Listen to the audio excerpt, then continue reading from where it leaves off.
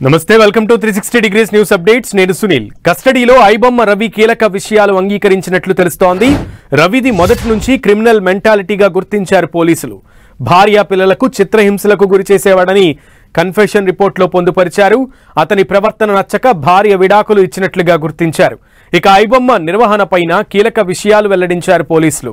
ఐబొమ్మ రవి ఒక్కడే పైరసీ చేశాడని 100 కోట్ల రూపాయలకు పైగా సంపాదించాడని నిర్ధారించుకున్నారు ఇందులో 30 కోట్లకు సంబంధించిన బ్యాంకు లావాదేవీలను ఇప్పటికే సేకరించారు టెలిగ్రామ్ యాప్ ద్వారా బేరమాడి మరీ సినిమాలు కొనుగోలు చేశాడని పోలీసులు గుర్తించారు మూవీపై క్లిక్ చేయగానే 15 యాడ్స్ కు డైరెక్ట్ లింక్ అయ్యేలా ఏర్పాటు చేశాడని పోలీసులు కస్టడీలో తెలుసుకున్నారు ఐబొమ్మ సైట్లో బెట్టింగ్ బగ్ ఏర్పాటు చేసేవాడు 1,00,000 వ్యూస్ వస్తే రవికి $50 వచ్చేవని తెలుస్తోంది ఇక పోస్టర్ డిజైన్ చేసినందుకు నిఖిల్ కు 50,000 ఇచ్చేవాడని గుర్తించారు రవిపై ఇతర సైబర్ క్రైమ్ పోలీస్ స్టేషన్లలోనూ 5 కేసులు నమోదయ్యాయి మిగతా కేసుల్లోనూ సైబర్ క్రైమ్ పోలీసులు పీటీ వారెంట్ దాఖలు చేశారు దీంతో ఐబొమ్మ రవిని సైబర్ పోలీసులు మరోసారి విచారించే అవకాశం ఉంది ఇమ్మడి రవి పోలీస్ కస్టడీ నేటితో ముగిసింది దీంతో సాయంత్రం నాంపల్లి కోర్టులో అతన్ని ప్రవేశపెట్టి తిరిగి జైలుకు తరలించారు